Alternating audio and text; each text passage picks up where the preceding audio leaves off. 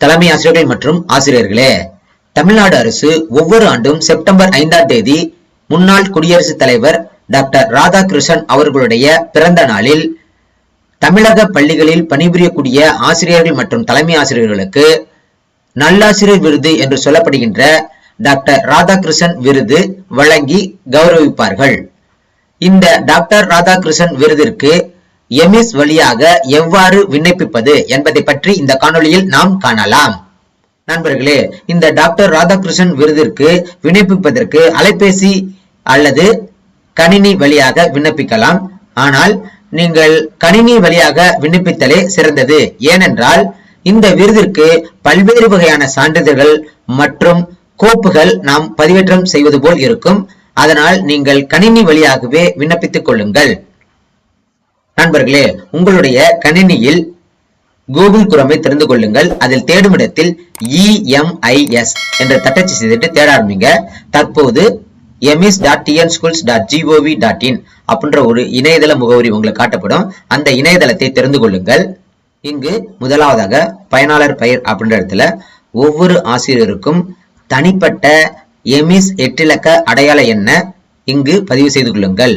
கடவுச்சொல் அப்படின்ற இடத்துல உங்களுடைய அலைபேசி எண்ல, அதாவது எமிஸ் வலைதளத்துல என்ன அலைபேசி எண் நீங்க பதிவு செஞ்சிருக்கீங்களோ அந்த அலைபேசி எண்ல முதல் 4 இலக்கம், பின்பு என்ற குறியீடு, பின்பு உங்களுடைய பிறந்த வருடம், இதை பதிவு செய்வதுதான் கடவுச்சொல்.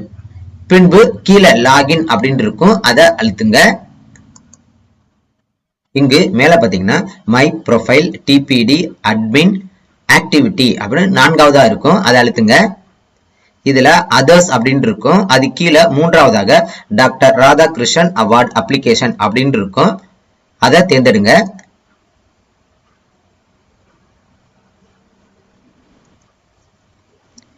இங்கு முதலாவதாக இதன் முன்னர் தேசிய அல்லது மாநில அளவில் டாக்டர் ராதாகிருஷ்ணன் அவார்டு பெற்றுள்ளீர்களா அப்படின்னு இருக்கு.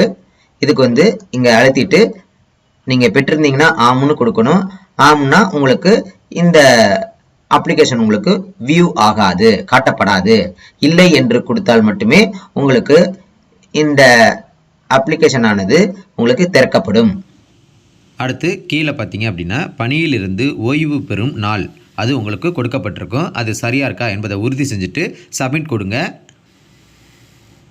இப்போ சப்மிட்டட் சக்ஸஸ்ஃபுல்லி அப்படின்னு உங்களுக்கு வந்துடும். இங்க முதலாவதா பாத்தீங்கன்னா டாக்டர் ராதாகிருஷ்ணன் அவார்டு அப்ளிகேஷன் அப்படின்னு இருக்கும். அது கீழே நோட் கொடுத்துருக்காங்க. The form will be open from 17/7/2026 to 6/8/2026. இப்ப இந்த தேதி வரையிலும் தான் நீங்க இதற்கு விண்ணப்பிக்க முடியும்.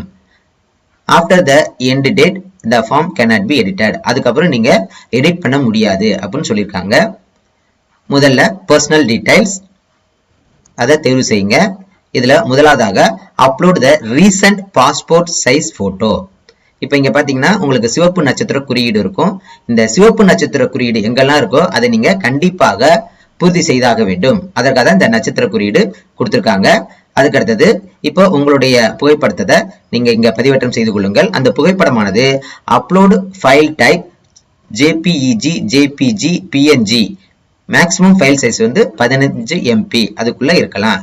இப்ப அது மாதிரி இருக்க பாஸ்போர்ட் சைஸ் போட்டோவை நீங்க பதிவேற்றம் செய்து கொள்ளுங்கள். அடுத்து வருவாய் மாவட்டத்தின் பெயரை நீங்க பதிவு செய்யணும். இது ஆல்ரெடி உங்களுக்கு எமிஸ் வலைதளத்துல நீங்க பதிவு செஞ்சிருப்பீங்க. அது எல்லாமே உங்களுக்கு இது போல உங்களுக்கு கொஞ்சம் டார்க்கா இருந்துச்சுன்னா இது நீங்க எமிஸ் வலைதளத்துல இருக்கிறது தான் அப்படியே அந்த தகவல்லாம் இங்க காட்டப்படும். இதுல ஏதேனும் நீங்க மாற்றணும் அப்படின்னா உங்களுடைய பள்ளி எமிஸ் வலைதளத்துல நீங்க ஸ்டாஃப் லிஸ்ட் அதுல நீங்க பாத்தீங்கன்னா தேவையான விவரங்களை நீங்க அப்டேட் கொடுத்ததுக்கு அப்புறம் நீங்க இங்க அந்த விவரங்களை சரிபார்த்து கொண்டு ஒவ்வொரு விவரங்களா நீங்க பதிவேற்றம் செய்யலாம். சில விவரங்கள் நம்மளுக்கு அப்படியே உங்களுக்கு கொடுக்கப்பட்டிருக்கும். அந்த விவரங்களை நம்ம பதிவு செய்ய இயலாது. அது எப்படி அப்படின்னா இது போல உங்களுக்கு ஷேட் ஆகி கொடுத்திருப்பாங்க. அந்த விவரங்களை நீங்க பதிவு செய்ய முடியாது. இதுல ஏதேனும் மாற்றம் செய்யணும்னா நீங்க ஸ்டாஃப் ப்ரொஃபைல்ல தான் நீங்க மாற்றிக்கொள்ள வேண்டும்.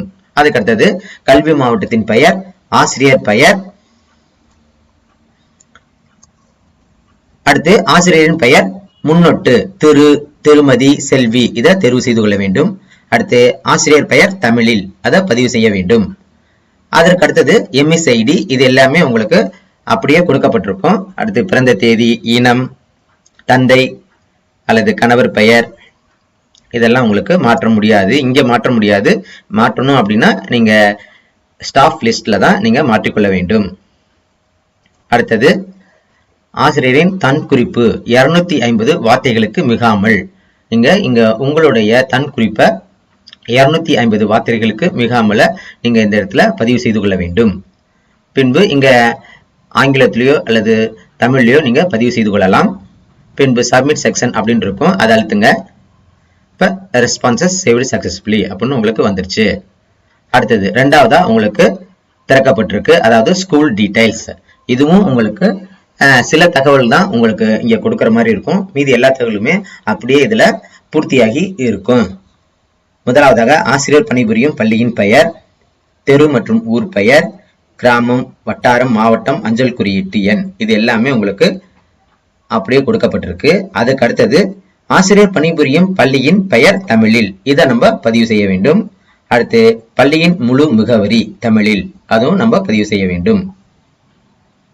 அதற்கு அடுத்தது இப்ப இதை ரெண்டை மட்டும் பதிவு செய்தால் போதுமானது. அடுத்து சப்மிட் செக்ஷன் கொடுங்க.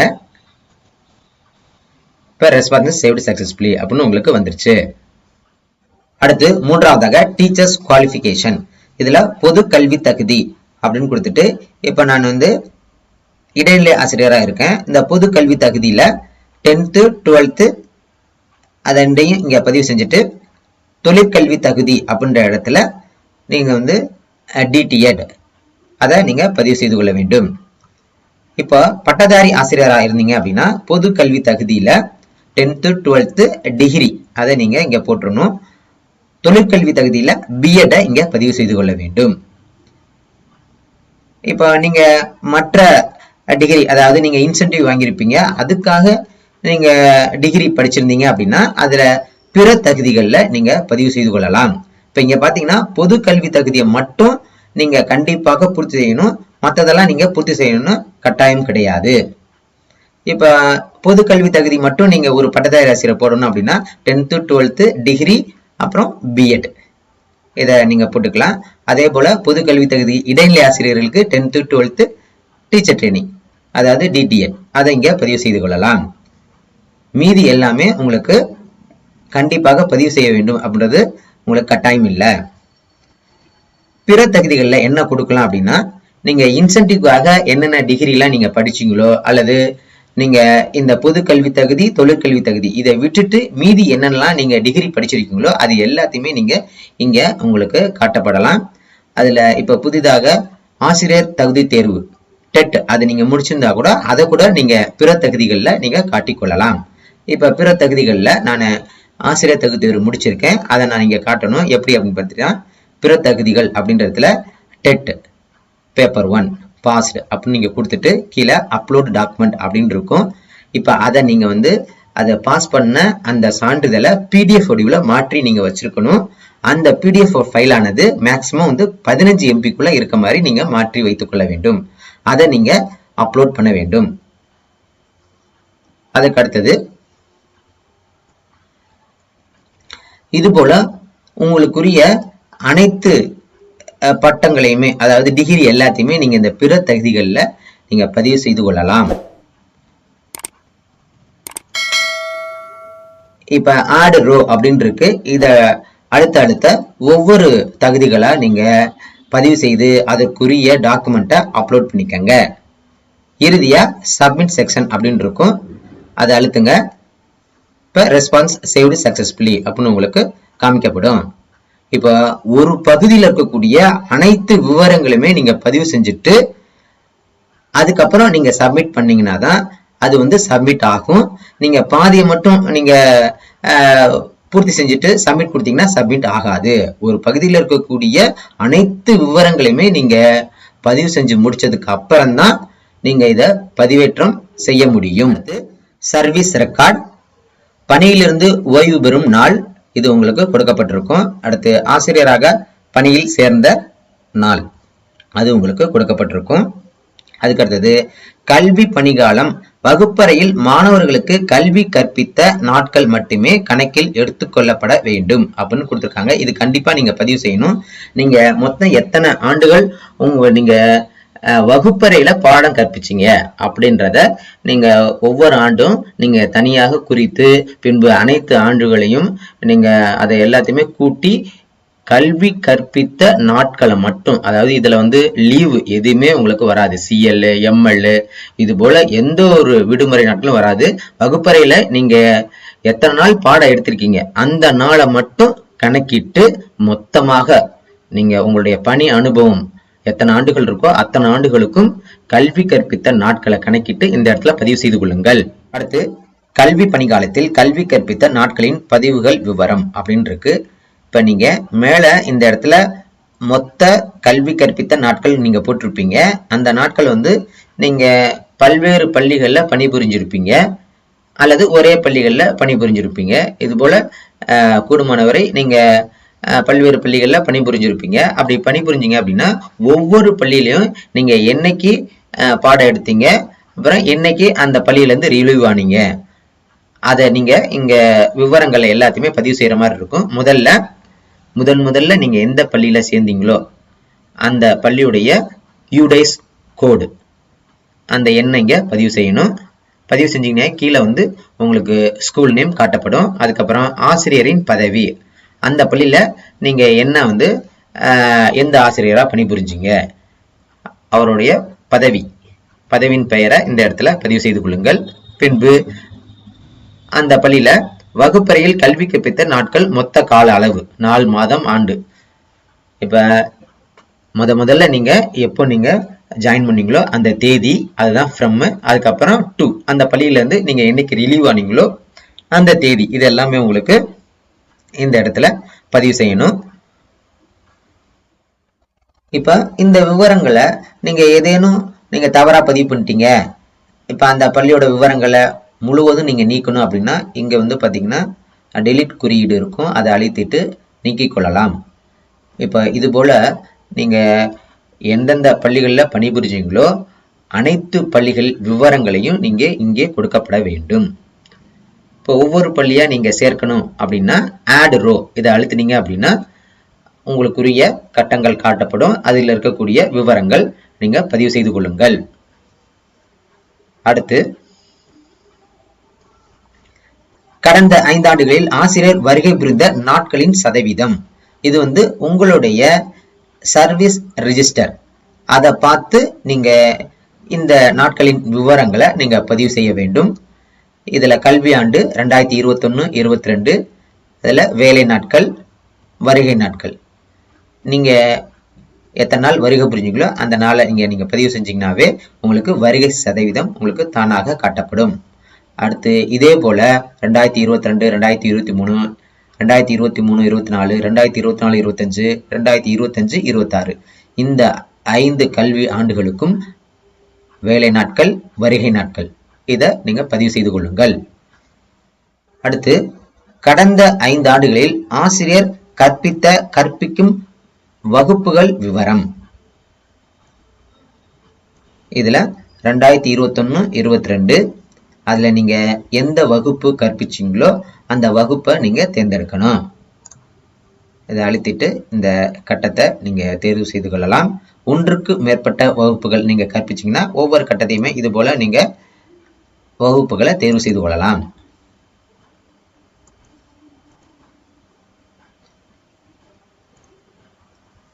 அடுத்து இதே போல 2022-23, 2023-24, 2024-25, 2025-26 இந்த 5 கல்வி ஆண்டுகளில் நீங்கள் கற்பித்த வகுப்புகளை தேர்வு செய்து கொள்ளுங்கள்.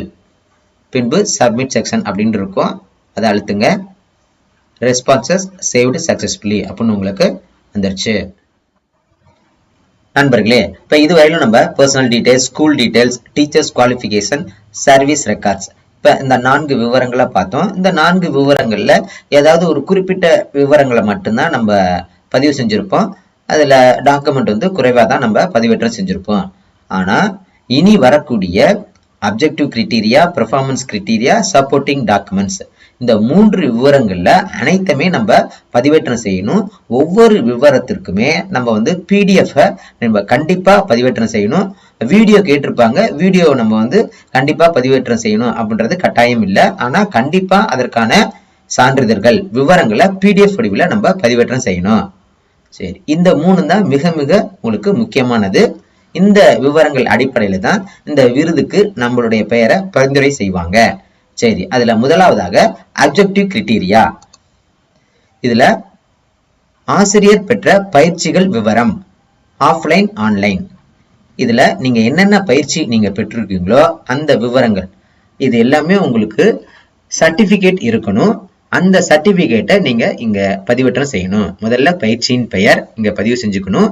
அதுக்கப்புறம் அப்லோட் சர்டிபிகேட் அப்படின்னு இருக்கும். இங்க வந்து அந்த சர்டிபிகேட் PDF வடிவில், அந்த சர்டிபிகேட்ல வந்து பாத்தீங்கன்னா உங்களுக்கு போட்டோ இருக்கலாம், இல்லைன்னா அந்த சர்டிபிகேட்டையே நீங்க வந்து ஒரு PDF மாற்றி அதை நீங்க இங்க பதிவேற்றம் செய்து கொள்ளலாம். எல்லா PDFமே உங்களுக்கு 15 MBக்குள்ள இருக்கிறது போல நீங்க இங்க பதிவேற்றம் செய்ய வேண்டும். இதுல தவறா நீங்க பதிவேற்றம் செஞ்சிட்டீங்கன்னா இங்க டெலீட் குறியீடு இருக்கு, அதை அழுத்திட்டு நீங்க அதை டெலீட் பண்ணிட்டு மீண்டும் புதிதாக நீங்க பதிவேற்றம் செய்து கொள்ளலாம். இப்ப இதே போல நீங்க என்னென்ன பயிற்சி எல்லாம் பெற்றிருக்கீங்களோ அந்த அனைத்து பயிற்சிகளையும் நீங்க பதிவு செய்து கொள்ளுங்கள். இது எல்லாமே உங்களுடைய சர்வீஸ் ரெஜிஸ்டர்ல பதிவு செய்யப்பட்டிருக்க வேண்டும். அந்த பயிற்சியின் விவரங்களை தான் நீங்க கண்டிப்பாக இங்க கொடுக்கப்பட வேண்டும். இப்போ ஒவ்வொரு பயிற்சியை நீங்க சேர்ப்பதற்கு ஆட் ரோ நீங்க அதை அழுத்தீங்கன்னா புதிய புதிய பயிற்சிகளை நீங்க பதிவு செய்து கொள்ளலாம். அடுத்து, கடந்த 5 ஆண்டுகளில் தொடக்க, நடுநிலை, உயர்நிலை, மேல்நிலை பள்ளிகளில் ஆசிரியராக, தலைமை ஆசிரியராக பணியாற்றிய காலத்தில் பள்ளி மாணவர் சேர்க்கைக்காக இடைநிற்றலை தவிர்க்க மேற்கொள்ளப்பட்ட முயற்சிகள் மற்றும் மாணவர் சேர்க்கை அதிகரித்துள்ள விவரம் அப்படின்னு கேட்டிருப்பாங்க. இதுல 2021-22, 22-23, 2023-24, 2024-25, 2025-26 இந்த 5 கல்வியாண்டுல நீங்க மாணவர் சேர்க்கைக்காக அல்லது இடைநிற்றலை தவிர்ப்பதற்காக நீங்க என்னென்ன முயற்சிகள் செஞ்சீங்க, அதற்கான போட்டோ, அந்த போட்டோ பற்றிய விவரத்தை நீங்க ஒரு வேர்டு ஃபைல்ல நீங்க பதிவு செஞ்சு அதை நீங்க PDF ஆக மாற்றி அதை இங்க நீங்க பதிவேற்றம் செய்ய வேண்டும். கண்டிப்பாக ஒரு ஃபைல் நீங்க வந்து PDF ஃபைல நீங்க பதிவேற்றம் செய்ய வேண்டும். இதே போல நான் ஒவ்வொரு ஃபைலா நான் பதிவேற்றம் செஞ்சிருக்கேன். பதிவேற்றம் செஞ்சது எல்லாமே உங்களுக்கு வியூ அண்ட் ரிமூவ் அப்படின்னு இருக்கும். இதுல வியூனா நம்ம என்ன ஃபைல் பதிவேற்றம் செஞ்சிருக்கோமோ அதை நம்ம பார்த்துக்கொள்ளலாம். அடுத்து இதை நீங்க தவறா பதிவேற்றம் செஞ்சிட்டீங்க அப்படின்னா அதை டெலீட் பண்ணுவதற்கு ரிமூவ் அதை கொடுத்துட்டு மீண்டும் புதிதாக நீங்க பதிவேற்றம் செய்து கொள்ளலாம். அடுத்து பாத்தீங்கன்னா, ஆசிரியர் என்ற நிலையில் மத்திய அரசு, மாநில அரசு, மாவட்ட பொது அமைப்புகளிலிருந்து விருதுகளை ஏதேனும் பெற்றுள்ளாரா, அதன் விவரங்களை குறிப்பிடவும் அப்படின்னு இருக்கு. இதுல பாத்தீங்க அப்படின்னா கண்டிப்பாக ஏதாவது ஒரு விருதனாச்சும் நீங்க பதிவு செய்ய வேண்டும். இப்ப நீங்க விருது எதுவுமே வாங்கல அப்படின்னா இதை நீங்க விட முடியாது. ஏதாவது ஒரு விருதின் விவரங்களைனாச்சும் நீங்க கண்டிப்பா பதிவேற்றம் செய்ய வேண்டும். சரி, இதுல முதல்ல அவார்டு நேம், அதுக்கப்புறம் சர்டிபிகேட் அப்லோட் பண்றது, அதுக்கப்புறம் போர்டு, அது நீங்க எங்க இருந்து வாங்குனீங்க, சென்ட்ரல் கவர்மெண்டா, ஸ்டேட் கவர்மெண்டா, டிஸ்ட்ரிக்டா, அதை நீங்க தேர்வு செய்யற மாதிரி இருக்கும். இதுல நீங்க எத்தனை விருதுகள் வேணாலும் நீங்க வாங்கியிருக்கலாம். அது அனைத்து விவரங்களையும் நீங்க பதிவேற்றம் செய்யலாம். அதற்கு ஆட் ரோ அப்படின்னு கொடுத்துட்டு ஒவ்வொரு விருதா அதோட விவரத்தை நீங்க பதிவு செய்து கொள்ளலாம். ஆனா கண்டிப்பாக ஒரு விருதுனாச்சும் நீங்க பதிவேற்றம் செய்ய வேண்டும். அடுத்து, மக்கள் தொகை கணக்கெடுப்பு, தேர்தல் பணி மற்றும் அரசு சார்ந்த பணிகளில் குற்றச்சாட்டு சுமத்தப்பட்டுள்ள நிலையில் அல்லது தண்டனை ஏதேனும் ஆசிரியருக்கு வழங்கப்பட்டுள்ளதா அப்படின்னு கேட்டிருப்பாங்க. இது கண்டிப்பாக இல்லை என்பதை நீங்க கொடுக்கணும். அப்படி தண்டனை கொடுத்திருந்தாங்கன்னா ஆம் என்பதை தேர்வு செய்யணும். அடுத்தது, தேன் சிட்டு, ஊஞ்சல், கனவு ஆசிரியர் போன்றவற்றில் உங்கள் பங்களிப்பு அப்படின்னு கேட்டிருக்காங்க. இதுல ஏதேனும் நீங்க வந்து பங்களிப்பு செஞ்சிருந்தீங்கன்னா ஆம்னு கொடுங்க. பங்களிப்பு இல்லை அப்படின்னா இல்லை என்பதை தேர்வு செய்து கொள்ளுங்கள். அடுத்து, கடந்த 3 ஆண்டுகளில் சிறப்பு அடைவுகள், upload the certified details from head master. அதாவது உங்களுடைய பள்ளியில் இருக்கக்கூடிய தலைமை ஆசிரியர் இந்த சர்டிபிகேட்டை கொடுக்கணும். அதாவது என்னன்னா அச்சீவ்மெண்ட் சர்டிபிகேட், அதாவது நீங்க இந்த கல்வியாண்டுல எவ்வாறு பணிபுரிஞ்சிருக்கீங்க அப்படின்றது தலைமை ஆசிரியர் கொடுக்கக்கூடிய சர்டிபிகேட். அது வந்து 2023 24 24 25 25 26 இந்த 3 கல்வியாண்டுல தலைமை ஆசிரியர் கொடுக்கக்கூடிய சர்டிபிகேட்டை நீங்க பதிவேற்றம் செய்ய வேண்டும். அடுத்து பாத்தீங்கன்னா SCERT வாரியங்கள் அல்லது NCERT-க்கான மின் உள்ளடக்கங்கள், பாட புத்தகங்கள், ஆசிரியர் கையேடுகளின் மேம்பாடு சார்ந்த பணி. இப்ப SCERT அல்லது NCERT இதுல மின் உள்ளடக்கங்கள் அதாவது மீடியா அல்லது பாட புத்தகங்கள் எழுதுறதுல நீங்க பங்கு பெற்றிருக்கீங்க, இல்ல ஆசிரியரின் கையேடுகள் எழுதுறதுல பங்கு பெற்றிருக்கீங்க. இந்த வாரியங்கள்ல உங்களுடைய பங்களிப்பு, அதற்கான விவரம், அந்த விவரத்துக்குரிய புகைப்படம் இது எல்லாத்தையுமே ஒரு PDF ஃபைலா மாற்றி அதை நீங்க இந்த இடத்துல பதிவேற்றம் செய்ய வேண்டும். இப்போ அனைத்தையுமே நீங்க பதிவேற்றம் செஞ்சதுக்கு அப்புறம் சப்மிட் செக்ஷன் அதை அழுத்தினீங்க அப்படின்னா ரெஸ்பான்ஸ் சேவ்டு சக்சஸ்ஃபுல்லி அப்படின்னு உங்களுக்கு வந்துடும். அடுத்து பெர்ஃபார்மன்ஸ் கிரைட்டீரியா. இதுல முதலாவதாக பள்ளியின் கட்டமைப்பு மேம்பாட்டுக்காக ஆசிரியர், தலைமை ஆசிரியர் மேற்கொண்ட தனிப்பட்ட முயற்சிகளின் விவரம் 300 வார்த்தைகளுக்கு மிகாமல் அப்படின்னு இருக்கு. இதுல சுற்றுச்சூழல் மேம்பாடு, பள்ளி வளாக தூய்மை, கழிப்பறை வசதி மேம்பாடு, சுத்திகரிக்கப்பட்ட குடிநீர் வசதி மேம்பாடு, கல்வி சீர்மை, பிற ஆதாரம். இந்த விவரங்கள்ல நீங்க ஏதேனும் நீங்க முயற்சிகள் மேற்கொண்டிருக்கணும். அந்த முயற்சிகள், அதுக்கான விவரங்கள், அதை எல்லாத்தையுமே நீங்க இங்க பதிவேற்றம் செய்ய வேண்டும்.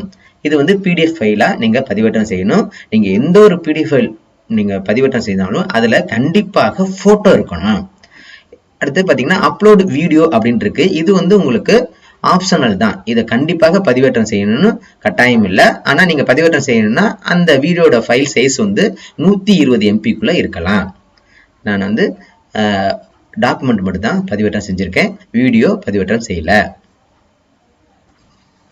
அடுத்து தகவல் தொழில்நுட்பத்தினை பயன்படுத்தி தன்னால் கண்டறியப்பட்ட தொழில்நுட்ப உபகரணங்கள் மூலம் மாணவர்கள் ஊடகத்துடன் ஆர்வத்துடனும் கல்வி கற்ற நடவடிக்கை மேற்கொண்ட விவரம் மற்றும் அதனால் மாணவர்கள் அடைந்த வெற்றிகள், தொழில்நுட்பத்தினை பயன்படுத்தி புதுமையை கற்பித்தல் மற்றும் சிறப்பு கற்பித்தல் ஆசிரியரின் பங்கு என்ன. இதுல முதலாவதாக ஃபோக்கஸ்டு லேர்னர்ஸ் 6 முதல் 9ஆம் வகுப்பு வரை மாணவர்களுக்கு தொழில்நுட்ப பயன்பாட்டுடன் புதிய கற்பித்தல் முறைகளை புகுத்தி சிறப்பாக பயிற்சி அளித்து 100% முன்னேற்றிய ஆசிரியர்களுக்கு மதிப்பெண் வழங்கலாம். அல்லது பள்ளியில் STEM lab, ATEL Atal tinkering lab நடைமுறைப்படுத்தப்பட்டு மாணவர்களின் செயல்திறன் சார்ந்த விவரங்கள். இப்போ நீங்க தொடக்க கல்வியா இருந்தீங்க அப்படின்னா, தொடக்க பள்ளிகளில் நீங்க பணிபுரிஞ்சீங்கன்னா ஸ்மார்ட் கிளாஸ், அதோட ஸ்மார்ட் கிளாஸ்ல நீங்க எப்படி பாடம் நடத்துறீங்க, அதற்கான வீடியோ அல்லது போட்டோ, அது எதை பற்றியான பாடம் நடத்துறீங்க அப்படின்றத ஒரு புகைப்படம் வச்சுக்கணும். அந்த புகைப்படத்துக்கு கீழே அதை பற்றிய விவரங்களை நீங்க பதிவு செய்யணும். இது அனைத்தையுமே ஒரு PDF மாற்றி அதை நீங்க இங்க பதிவேற்றம் செய்து கொள்ளலாம். அடுத்து அப்லோட் த வீடியோ லிங்க் இருக்கு. இப்போ நீங்க யூடியூப்ல நீங்க ஏதாச்சும் நீங்க பாடம் நடத்திருக்கீங்க, அதை நீங்க பதிவேற்றம் செஞ்சிருக்கீங்களா, அந்த லிங்கை கூட இங்க உங்களுக்கு கொடுக்கலாம். அடுத்து பாத்தீங்கன்னா பாடத்திட்டம் மற்றும் கல்வி இணை செயல்பாடுகள் மூலம் மாணவர்களுக்கு கல்வி முன்னேற்றத்திற்கு ஆசிரியர் ஆற்றிய பங்களிப்பின் விவரம். தமிழ், ஆங்கிலம், அறிவியல், சமூக அறிவியல், கணிதம் என்ற செயல்பாடுகள். அதாவது ஒவ்வொரு மன்றங்கள் இருக்கு, அந்த மன்றங்களோட செயல்பாடுகள் அதை நீங்க இங்க பதிவேற்றம் செய்யலாம். நீங்க பதிவேற்றம் செய்யும் போது கண்டிப்பாக போட்டோ இருக்கணும். அது கீழே அதை பற்றிய விவரங்கள் நீங்க டைப் பண்ணியிருக்கணும். இதை எல்லாத்தையுமே ஒரு PDF ஃபைலா மாற்றி அதை நீங்க இங்க பதிவேற்றம் செய்யணும். இதுல வந்து வீடியோ கூட அப்லோட் பண்ணலாம். ஆனா கண்டிப்பாக நீங்க PDF ஃபைல பதிவேற்றம் செய்ய வேண்டும். அடுத்து மாணவர்கள் கல்வியில் ஆர்வமுடன் ஈடுபட பொருத்தமான, சுவாரஸ்யமான மற்றும் பயனுள்ள செயல்பாடுகளை உறுதி செய்ய ஆசிரியரால் மேற்கொள்ளப்பட்ட முயற்சிகளை குறிப்பிடவும். இதுல ஒன்று வந்து SIDP சயின்ஸ் இன்ஸ்பயர் அவார்டு ஆகியவற்றில் மாணவர்களை ஊக்குவித்தல், போட்டித் தேர்வுகளை NMMS, trust, TNCMTSE for 10th 11th, JEE, NEET, CLAT, TTSC போன்ற தேர்வுகளில் ஆசிரியரின் பங்களிப்பு, டிஸ்ட்ரிக்ட், ஸ்டேட், நேஷனல், இன்டர்நேஷனல் போட்டிகளில் மாணவர்களை பங்கேற்க செய்யும் ஆசிரியர் பங்களிப்பு அப்படின்னு இருக்கு. இப்ப இந்த விவரங்கள்ல ஏதேனும் ஒரு விவரம், அந்த விவரத்துக்குரிய போட்டோ, அதுக்கப்புறம் அந்த விவரங்களை நீங்க டைப் பண்ணி அதை வந்து நீங்க ஒரு PDF ஃபைலா மாற்றி அந்த PDF ஃபைலை இங்க நீங்க பதிவேற்றம் செய்யணும். கண்டிப்பாக ஒரு PDF ஃபைலை நீங்க பதிவேற்றம் செய்யணும். அதுக்கு அடுத்தது நீங்க இதுல அப்லோட் த வீடியோ லிங்க் அப்படின்னு இருக்கு. இப்போ ஏதாச்சும் நீங்கள் அப்லோட் பண்ணியிருந்தீங்கன்னா அந்த லிங்கை நீங்கள் இங்கே கொடுக்கலாம். அதற்கடுத்தது பள்ளியில் அடிப்படை கல்வியறிவு மற்றும் கணித அடிப்படை திறன்களை மேம்படுத்த பல்வேறு உத்திகளை ஏற்றுக்கொள்வதை உள்ளடக்கிய எண்ணும் எழுத்தும் உள்ளிட்ட கற்பித்தல் நடவடிக்கைகள் பொருத்தமான கற்பித்தல் அணுகுமுறைகளின் வளர்ச்சி மற்றும் பயன்பாடு பற்றி குறிப்பிடவும். இதுவும் உங்களுக்கு தான். அதாவது என்னன்னா, எண்ணும் எழுத்தும் அதில் எவ்வாறு நீங்கள் கற்பிச்சிங்க, அடிப்படை கல்வியறிவு மற்றும் கணித அடிப்படை செயல்பாடுகள், அந்த திறனை மேம்படுத்துறதுக்கு நீங்கள் என்ன செஞ்சுருக்கீங்க, புதுசாக என்ன செஞ்சுருக்கீங்க, அதை பற்றிய புகைப்படம், அந்த புகைப்படத்தை பற்றிய விளக்கம், அதை நீங்கள் டைப் பண்ணிவிட்டு அதை நீங்கள் இங்கே பதிவேற்றம் செய்யணும். இது PDF ஃபைலில் நீங்கள் இருக்கணும். அதை நீங்கள் கண்டிப்பாக பதிவேற்றம் செய்ய வேண்டும். அடுத்து, கற்றலுக்கு உகந்த சூழலை உருவாக்க வகுப்பறையில் கற்பித்தல் நடைமுறைகளை மேம்படுத்தல், மாணவர்களுக்கான செறிவூட்ட நடவடிக்கைகளை பயன்படுத்துதல், தலைப்பை நிஜ வாழ்க்கைக்கு சூழ்நிலையுடன் தொடர்புபடுத்துதல், திறந்த விவாதங்களை ஊக்குவித்தல் போன்ற செயல்பாடுகளில் மாணவர்களை ஈடுபட வைக்க ஆசிரியர் மேற்கொண்ட செயல்பாடுகளை குறிப்பிடவும் அப்படின்னு இருக்கு. இப்போ இங்கே கொடுக்கப்பட்டிய விவரங்கள் அடிப்படையில் நீங்கள் ஒரு PDF ஃபைலை உருவாக்கணும். இது அனைத்துமே ஒரு புகைப்படம் இருக்கணும், அதாவது ஃபோட்டோ இருக்கணும். அதை பற்றிய விவரம் நீங்கள் டைப் பண்ணியிருக்கணும். அது எல்லாமே PDF ஃபைலை மாற்றி நீங்கள் இங்கே பதிவேற்றம் செய்யணும். அதுக்கடுத்தது இது எல்லாமே உங்களுக்கு வகுப்பறை செயல்பாடுகள் தான். அந்த செயல்பாடுகளில் ஒவ்வொரு செயல்பாடுகளில் நீங்கள் தனித்தனியாக ஒவ்வொரு இடத்துலையும் நீங்கள் பதிவேற்றம் செய்கிற மாதிரி இருக்கும். ஆனால் அதுக்கு தகுந்த மாதிரி இங்கே என்ன விவரங்கள் கொடுத்துருக்காங்களோ அந்த விவரங்களுக்கு தகுந்த மாதிரி புகைப்படம் இருக்கணும். அதை பற்றிய விவரங்கள் கண்டிப்பாக இருக்க வேண்டும். அதுக்கப்புறம் அப்லோடு த வீடியோ லிங்க். இதுக்கும் வீடியோ லிங்க் உங்களுக்கு கேட்டிருக்காங்க. ஆனால் இது கம்பல்சரி கிடையாது. ஆனால் கண்டிப்பாக PDF ஃபைலில் நீங்கள் பதிவேற்றம் செய்யணும். அடுத்து, கற்றல் கற்பித்தல் பொருட்களை பயன்படுத்தி மேற்கொள்ளப்பட்ட செயல்பாடுகள், Manarkeni, teacher handbook, hi-tech lab, language lab, library books, இது போல கற்றல் கற்பித்தல் பொருட்கள் TLM அப்படின்னு சொல்லி அந்த பொருட்களை பயன்படுத்தி நீங்கள் என்ன கற்பிச்சிங்களோ அதை பற்றியான உங்களுக்கு ஒரு புகைப்படம், ஃபோட்டோ இருக்கணும். அதோட விவரங்கள் நீங்கள் பதிவு செஞ்சுருக்கணும். அந்த PDF ஃபைலை இங்கே பதிவேற்றம் செய்ய வேண்டும். இப்போ அதுக்கு அப்லோட் த வீடியோ லிங்க், அந்த வீடியோவோட லிங்க்கை கூட நீங்கள் இங்கே கொடுக்கலாம். அதாவது நீங்கள் இந்த இடத்துல பார்த்தீங்க அப்படின்னா, நீங்கள் யூடியூப்பில் இருந்து நீங்கள் ஏதாச்சும் பதிவேற்றம் செஞ்சுருக்கீங்க அப்படின்னா உங்களோட யூடியூப் சேனலில் அதோடைய வீடியோ லிங்க் இந்த இடத்துல கொடுக்கலாம். அடுத்து, ஆசிரியர்களால் உருவாக்கப்பட்ட கண்டுபிடிக்கப்பட்ட கற்றல் கற்பித்தல் பொருட்களை பயன்படுத்தி மேற்கொள்ளப்பட்ட செயல்பாடுகள். மேலே ஒரு கற்றல் கற்பித்தல் பொருட்கள் பார்த்தோம். ஆனால் இந்த கற்றல் கற்பித்தல் பொருட்கள் என்னன்னா, நீங்களாவே ஒரு புதுசா ஏதாவது ஒரு கற்றல் கற்பித்தல் பொருட்களை நீங்க உருவாக்கி இருக்கணும். அந்த கற்றல் கற்பித்தல் பொருட்கள் மூலமா மாணவர்களுக்கு எவ்வாறு செயல்பாடுகள் செஞ்சீங்க அதை பற்றிய ஒரு வீடியோ இருக்கலாம், அல்லது உங்களுக்கு ஒரு டாக்குமெண்ட் இருக்கலாம். அது போட்டோ கண்டிப்பா இருக்கணும். அதை பற்றிய விவரம் அது எல்லாத்தையுமே நீங்க அப்லோட் பண்ணணும். அடுத்து, BRP அல்லது DRP அல்லது ஸ்டேட் ரிசோர்ஸ் பர்சன் போன்றவற்றில் பங்கு பெற்ற விவரம். இங்க பாத்தீங்கன்னா கம்பல்சரி அப்படின்னு சொல்லியிருக்காங்க. அதாவது நீங்க கருத்தாளர்களா செயல்பட்டு இருக்கணும். மாவட்ட கருத்தாளரோ இல்ல மாநில கருத்தாளரோ அல்லது வட்டார கருத்தாளராகவோ நீங்க செயல்பட்டு இருக்கணும். கண்டிப்பாக செயல்பட்டு இருக்கணும். கருத்தாளர்களாக செயல்பட்டு இருக்கணும். இதுல எந்த ஒரு கருத்தாளர்களாகவும் நீங்க இருக்கலாம். ஆனா கண்டிப்பாக ஏதாவது ஒரு கருத்தாளராக நீங்க செயல்பட்டு இருக்கணும். அதற்கான விவரங்களை நீங்க இங்க குறிப்பிடணும். அதுக்குரிய வீடியோ லிங்கையும் நீங்க இங்க கொடுக்கலாம். அதற்கு அடுத்து பாத்தீங்கன்னா, மாணவர்களின் முழுமையான வளர்ச்சிக்கு வகுப்பறை சுவர்களுக்கு அப்பால் வழிகாட்டுதல் மற்றும் வளர்ப்பை மேற்கொள்ள ஆசிரியரால் மேற்கொள்ளப்பட்ட செயல்பாடுகள். மாணவருடைய வாசிப்பு திறனை, கையெழுத்து திறனை, தமிழ் மற்றும் ஆங்கிலம் மேம்படுத்த மேற்கொள்ளப்பட்ட முயற்சிகள். அப்லோட் PDF தொடக்க மற்றும் நடுநிலைப்பள்ளி ஆசிரியர்களுக்கு மட்டும் அப்படின்னு சொல்லியிருக்காங்க. இதுல ஹேண்ட் ரைட்டிங் இம்ப்ரூவ் பண்றதுக்கு நீங்க என்ன செஞ்சீங்க அதை பற்றிய விவரங்களை இங்க நீங்க கொடுக்கலாம். அடுத்து, கல்வி சாரா மற்றும் மன்ற செயல்பாடுகளில் சாதனை படுத்த மாணாக்கரின் விவரம், அதில் ஆசிரியரின் பங்கு, பள்ளி நூலக பயன்பாடு, அதுக்கப்புறம் இது போல career guidance, school games federation of India, மாணவர் மனசு, புகார் பெட்டிக்கு தலைமை ஆசிரியர் வழங்கும் முக்கியத்துவம், மகிழ்முற்றம் செயல்பாடுகளில் தங்களின் பங்கு. இப்போ இந்த மகிழ்முற்ற செயல்பாடுகள் கூடுமானவரை அனைத்து ஆசிரியர்களும் செயல்பட்டிருப்போம். இங்கே நிறைய விவரங்கள் கொடுத்துருக்காங்க. இருந்தாலும் இந்த மகிழ்முற்றம் இருந்துச்சு அப்படின்னா அந்த செயல்பாடு நம்ம இப்போ கடந்த 2 ஆண்டுகளாக பயன்படுத்திட்டு வந்துட்டு இருப்போம். அந்த விவரங்கள், அதற்கான ஃபோட்டோஸ், அது என்னென்ன விவரங்கள் நீங்கள் மகிழ்முற்றத்தில் நீங்கள் எந்த குழுவுக்கு பொறுப்பாசிரியராக இருக்கீங்க, அந்த குழு என்ன செஞ்சாங்க அப்படின்றதெல்லாம் நீங்கள் ஒரு டாக்குமெண்ட்டாக ரெடி பண்ணி அதை இங்கே பதிவேற்றம் செய்து கொள்ளலாம். அதுக்கப்புறம் மாணவர்களின் ஒழுக்கம், பள்ளியின் தினசரி செய்தித்தாள்கள், வார மாத இதழ்கள், அடுத்து பள்ளிகளில் ஒழுங்கீன செயல்பாடுகளில் ஈடுபட்ட மாணவர்களுக்கு நீங்கள் எவ்வாறு வந்து உளவியல் ஆலோசனை வழங்கப்பட்டதில் தங்களின் பங்கு என்ன, இது போல இருக்கக்கூடிய ஏதாவது ஒரு விவரம் எடுத்துட்டு அந்த விவரத்துக்குரிய ஃபோட்டோஸ் அது டாக்குமெண்ட்டை நீங்கள் பதிவேற்றம் செய்யணும். அடுத்து இங்கே வீடியோ லிங்க்கு உங்களுக்கு கொடுக்கலாம். அதான் இது கம்பல்சரி கிடையாது. அதே போல் உங்களுக்கு வீடியோ வந்து கம்பல்சரி கிடையாது. கண்டிப்பாக பிடிஎஃப் ஃபைல் நீங்கள் பதிவேற்றம் செய்யணும்.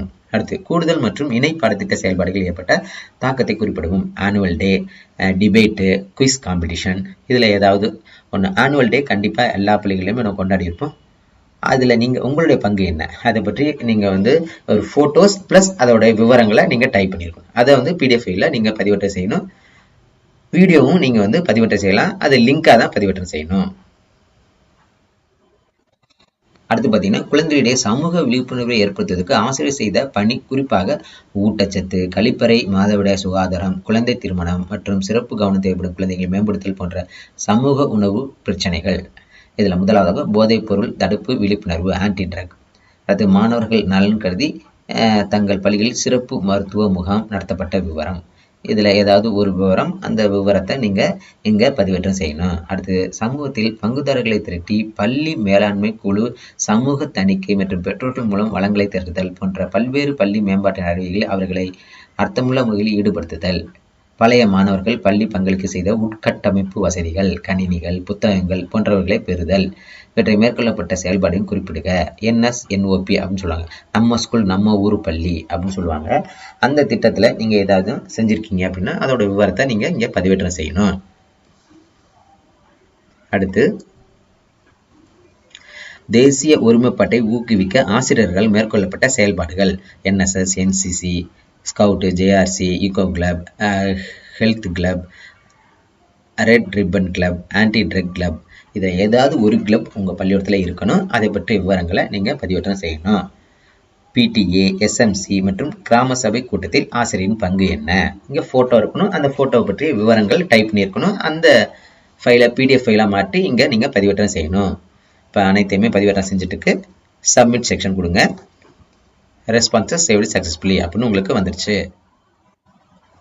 நண்பர்களே, அடுத்து பார்த்தீங்கன்னா சப்போர்ட்டிங் டாக்குமெண்ட்ஸ். இதில் முதல்ல பணியாளர் உறுதி சான்றிதழ். இந்த பணியாளர் உறுதி சான்றிதழ் என்ன அப்படின்னா சர்வீஸ் சர்டிஃபிகேட். அதுதான் பணியாளர் உறுதி சான்றிதழ் அப்படின்னு சொல்லுவாங்க. இந்த சர்வீஸ் சர்டிஃபிகேட் வந்து பார்த்தீங்கன்னா ஒவ்வொரு அலுவலகத்துக்கும் ஒவ்வொரு மாதிரி உங்களுக்கு கொடுக்கப்பட்டிருக்கும். அதில் இப்போ தொடக்கப்பள்ளியாக இருந்தீங்க அப்படின்னா உங்களுக்கு BEO, அதாவது வட்டார கல்வி அலுவலர் மூலமாக DEO அவர்கள் இந்த சான்றிதழை உங்களுக்கு வழங்கணும். அந்த சான்றிதழை நீங்கள் இங்கே பதிவேற்றம் செய்யணும். இப்போ அதே போல் நீங்கள் ஒரு ஹை ஸ்கூல், ஹையர் செகண்டரி ஸ்கூலில் நீங்கள் பணிபுரியுறீங்க அப்படின்னா உங்களுடைய தலைமை ஆசிரியர் மூலமாக உங்களுடைய DEOக்கு நீங்கள் அவர்கள் வந்து இந்த சான்றிதழை வந்து ஃபார்வர்ட் பண்ணிவிட்டு CEO அவர்கள் இந்த சான்றிதழை உங்களுக்கு வழங்கணும். அந்த சான்றிதழை நீங்கள் இங்கே பதிவேற்றம் செய்யணும். இப்போ நான் இந்த சான்றிதழை எவ்வாறு பதிவேற்றம் செய்கிறது அப்படின்றத காட்டுறேன். இப்போ சூஸ் ஃபைல். அந்த ஃபைல் எங்கே இருக்கோ அதை முதல்ல நீங்கள் தேர்ந்தெடுக்கணும்.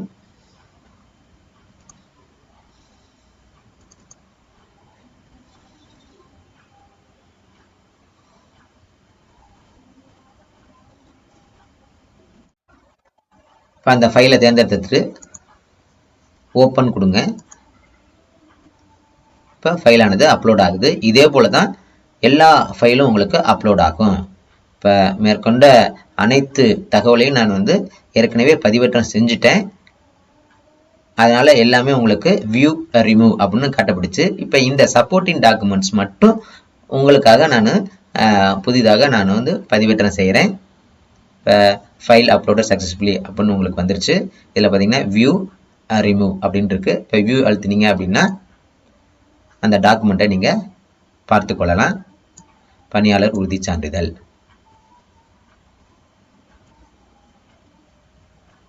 இதில் பார்த்தீங்கன்னா வட்டார கல்வி அலுவலர், மாவட்ட தொடக்க கல்வி அலுவலர் எல்லாமே உங்களுக்கு வியப்பமிட்டிருப்பாங்க.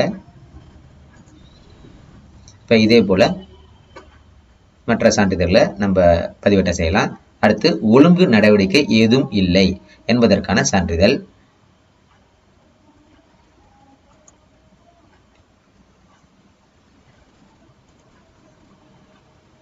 இப்போ அந்த சர்டிஃபிகேட்டை தேர்ந்தெடுத்துட்டு ஓப்பன் கொடுங்க.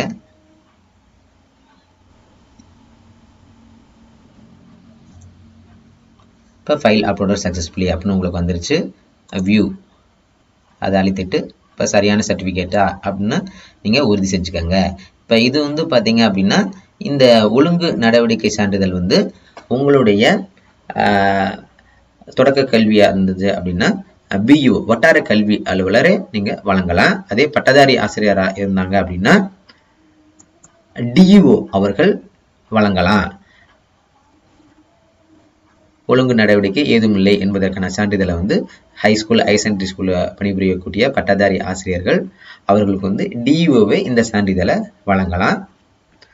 அதை நீங்கள் இங்கே பதிவேற்றம் செய்து கொள்ளுங்கள். ஆனால் தொடக்க கல்வியில் நீங்கள் பணிபுரிஞ்சிங்கன்னா இடைநிலை ஆசிரியரோ தலைமை ஆசிரியராக இருந்தீங்க அப்படின்னா அவர்கள் கண்டிப்பாக வட்டார கல்வி அலுவலர்கள்ட்ட தான் நீங்கள் வாங்கணும். டிஓட்ட வாங்க தேவையில்லை. ஆனால் பணியாளர் உறுதி சான்றிதழ் அப்படிங்கிறது தொடக்க கல்வித்துறையாக இருந்தாங்க அவங்க வந்து டிஓட்ட தான் கண்டிப்பாக வாங்கணும்.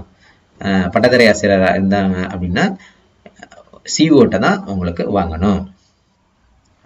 அடுத்து பார்த்தீங்கன்னா குற்றவியல் வழக்கு ஏதும் நிலுவையில் உள்ளதா அப்படின்னு கேட்டிருப்பாங்க. நிலுவையில் இருந்துச்சுன்னா ஆம்னு கொடுங்க, இல்லைன்னா இல்லைன்னு என்பதை தெரிவு செய்து கொள்ளுங்கள்.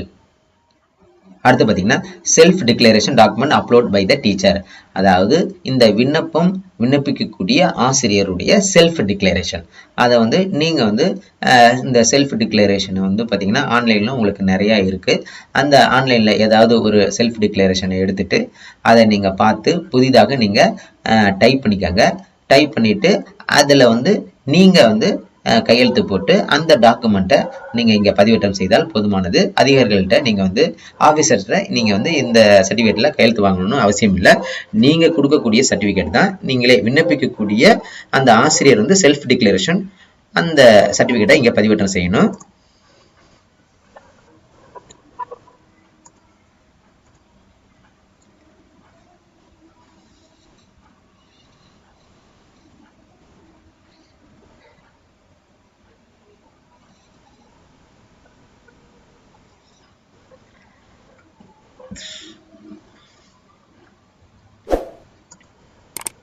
இங்கே பார்த்தீங்கன்னா ஃபைல் அப்லோட் சக்ஸஸ்ஃபுல்லி அப்படின்னு வந்துருச்சு. வியூ கிளிக் பண்ணிவிட்டு நம்ம சரியான ஃபைலை தான் அப்லோட் பண்ணியிருக்கோமா அப்படின்ட்டு இருக்கு. செல்ஃப் டிக்ளரேஷன் அப்படின்ட்டு இருக்கு. நண்பர்களே, இறுதியாக பார்த்தீங்க அப்படின்னா presentation to state selection committee மேற்காண் வினாக்களுக்கு உண்டான ஒருங்கிணைந்த பிடிஎஃப் பதிவேற்றம்.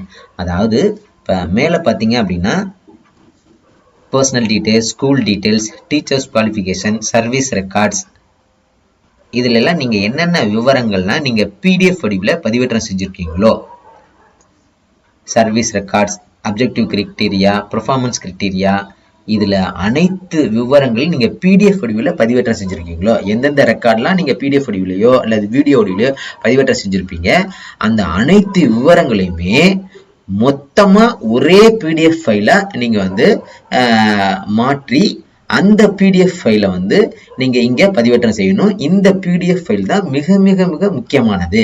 இந்த பிடிஎஃப் ஃபைலை தான் உங்களுக்கு ஸ்டேட் செலெக்ஷன் கமிட்டி அவங்க வந்து இதை பார்ப்பாங்க. இந்த மேற்கண்ட அனைத்து சர்டிஃபிகேட்டையும் உங்களுக்கு வெரிஃபை பண்ணுவாங்க. அது மட்டும் இல்லாமல் ஸ்டேட் வந்து முதல்ல வந்து இதை தான் முதல்ல பார்ப்பாங்க. இந்த பிடிஎஃப் ஃபைலில் வந்து அனைத்து விவரங்களும் இருக்கும். நீங்கள் என்னென்னலாம் நீங்கள் சர்டிஃபிகேட்டில் அப்லோட் பண்ணீங்களோ அது எல்லாத்தையுமே ஒரே பிடிஎஃப் ஃபைலாக இருக்கணும்.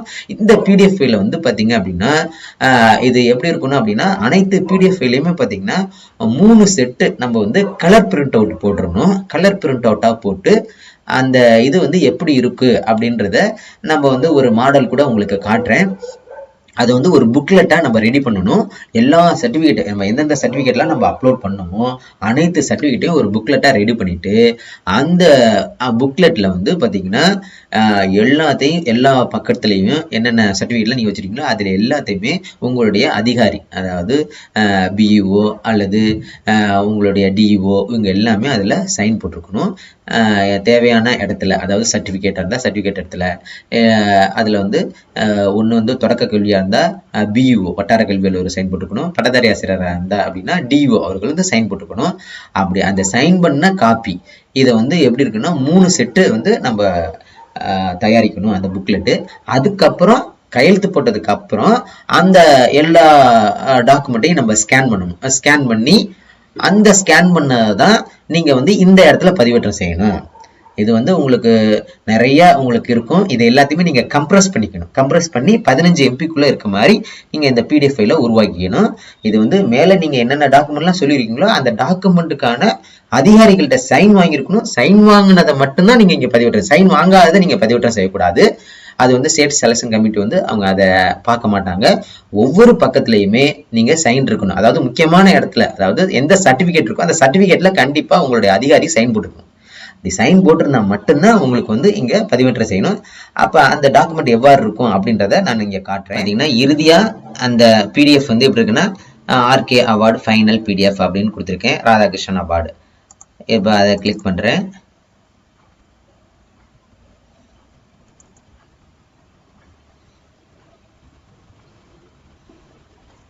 இப்போ இது போல தான் அப்படி உங்களுக்கு இருக்கும். இதில் ஃப்ரண்ட் பேஜ், இதில் வந்து ஃபர்ஸ்ட் எடுத்தோடனே பார்த்தீங்கன்னா கண்டென்ட். ஃப்ரண்ட் பேஜ் வந்து அட்டைப்படம், அதுக்கு அடுத்தது கண்டென்ட். இதில் என்னென்ன இருக்குது, biodata, objective criteria, performance criteria, supporting documents, content. அந்த இது முடிச்சதுக்கப்புறம் சுய விவரம் கொடுக்குறோம். சுய விவரம் கொடுத்ததுக்கப்புறம் பார்த்தீங்கன்னா எஜுகேஷனல் சர்டிஃபிகேட்ஸ். இப்போ நம்ம என்னென்னலாம் எஜுகேஷன் சர்டிஃபிகேட் உண்மைத்தன்மை வாங்கி SRல பதிவு பண்ணியிருப்போம் அந்த சர்டிஃபிகேட் எல்லாமே உங்களுக்கு கொடுத்துருக்கோம். பார்த்தீங்கன்னா இந்த சர்டிஃபிகேட்டில் இப்போ எங்களுடைய அலுவலர் வந்து வட்டார கல்வி அலுவலர் வந்து இங்கே இந்த இடத்துல உங்களுக்கு சைன் போட்டிருக்காங்க. இது போல் சர்டிஃபிகேட்டாக இருந்தால் அதில் கண்டிப்பாக சைன் போட்டிருக்கணும். இந்த சைன் பண்ண காப்பியை தான் நீங்கள் வந்து ஸ்கேன் பண்ணி அதை PDF-ஆக மாற்றணும்.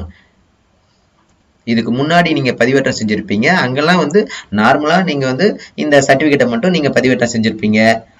ஆனா இதுல சைன் பண்ணது எப்போன்னா நீங்க இதெல்லாம் புக்லெட்டா நீங்க மாற்றி உங்களுடைய அதிகாரிகிட்ட கொடுத்து சைன் வாங்கினதுக்கு அப்புறம் தான் நீங்க ஸ்கேன் பண்ணி இது போல உங்களுக்கு எழுதணும். அடுத்து அப்ஜெக்டிவ் கிரிட்டீரியா, இது போல உங்களுக்கு நிறைய சர்டிபிகேட்ஸ்லாம் நம்ம அப்லோட் பண்ணியிருப்போம். அந்த அனைத்து சர்டிபிகேட்லையுமே பார்த்தீங்கன்னா இங்க வட்டார கல்வி அலுவலர் அவர்களுடைய கையொப்பம் இருக்கணும். 3 செட்லையுமே இருக்கணும். 3 செட்டையுமே இது போல இது பண்ணிட்டு கடைசியா நம்மளுக்கு தேவையானது அனைத்தையுமே நீங்க இங்க பதிவேற்றம் செஞ்சுட்டு இறுதியா நம்மளுக்கு சர்டிபிகேட் எல்லாமே உங்களுக்கு சர்வீஸ் சர்டிபிகேட்டோட உங்களுக்கு முடிஞ்சிடும். அவ்வளோதான். இந்த சர்டிஃபிகேட்டை தான் நம்ம வந்து இந்த PDF தான் நம்ம வந்து இறுதியாக நம்ம பதிவேற்றம் செய்யணும். இங்கே பார்த்தீங்கன்னா அந்த சர்வீஸ் சர்டிஃபிகேட், அந்த சர்டிஃபிகேட்டோட அனைத்து அதிகாரிகளுடைய கையொப்பம் இருக்கு.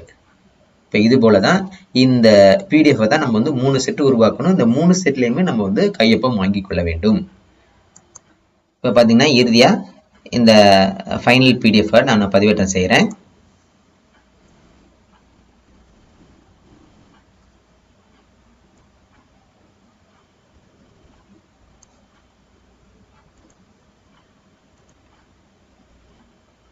இப்போ உங்களுக்கு MP இது கூட இருக்கிறதுனால மெதுவாக தான் அப்லோட் ஆகும். இப்போ பார்த்தீங்கன்னா ஃபைல் அப்லோடட் சக்ஸஸ்ஃபுல்லி அப்படின்னு உங்களுக்கு வந்துருச்சு. இதில் வியூ பண்ணி பார்த்துக்கலாம். கண்டிப்பாக வியூ பண்ணி பார்த்துக்கோங்க. எந்தெந்த டாக்குமெண்ட்லாம் நீங்கள் வந்து பதிவேற்றம் செய்கிறீங்களோ அது சரியான டாக்குமெண்ட்டா அப்படின்றத வியூ பண்ணி பார்த்துக்கோங்க.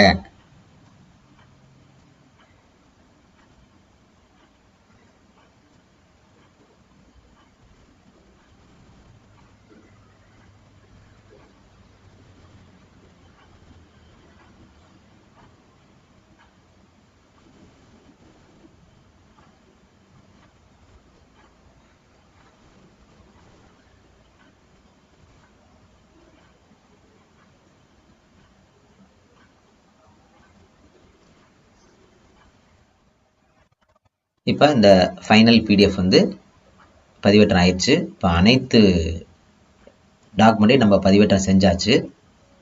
இப்போ இறுதியாக பார்த்தீங்கன்னா சப்மிட் செக்ஷன் அப்படின்னு இருக்கு. அதை அழுத்துறேன். ரெஸ்பான்ஸ் சேவ்டு சக்ஸஸ்ஃபுல்லி அப்படின்னு உங்களுக்கு வந்துடுச்சு. இப்போ நம்ம சக்ஸஸ்ஃபுல்லாக அனைத்து டாக்குமெண்ட்டையும் நம்ம பதிவேற்றம் செஞ்சாச்சு.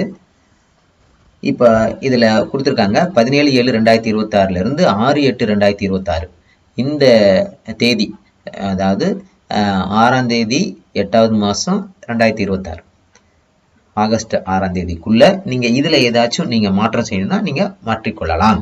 அது வரையிலும் உங்களுக்கு இது வந்து ஓப்பனில் இருக்கும். அதுக்கப்புறம் நீங்கள் எடிட் பண்ண முடியாது. அவ்வளவுதான் நண்பர்களே. இதே போல டாக்டர் ராதாகிருஷ்ணன் அவார்டுக்கு எம்எஸ் வழியாக விண்ணப்பித்துக் கொள்ளுங்கள். நண்பர்களே, இந்த காணொலி உங்களுக்கு பயனுள்ளதா இருக்கும் அப்படின்னு நான் நினைக்கிறேன். இது பயனுள்ளதா இருந்துச்சுன்னா லைக் பண்ணுங்க, ஷேர் பண்ணுங்க, கமெண்ட் பண்ணுங்க. இது போன்ற பயனுள்ள காணொலிகளை நீங்க பார்க்கணும் அப்படின்னா அறிவகம் சேனலை சப்ஸ்கிரைப் பண்ணிக்கோங்க. பக்கத்தில் இருக்க பெல் ஐக்கனை கிளிக் பண்ணி ஆல்னு கொடுத்துருங்க. அப்பதான் நாங்க போற வீடியோ நோட்டிபிகேஷன் உங்களுக்கு உடனுக்குடனே வரும். அறிவகம் பார், முயற்சியே வெற்றி. வணக்கம்.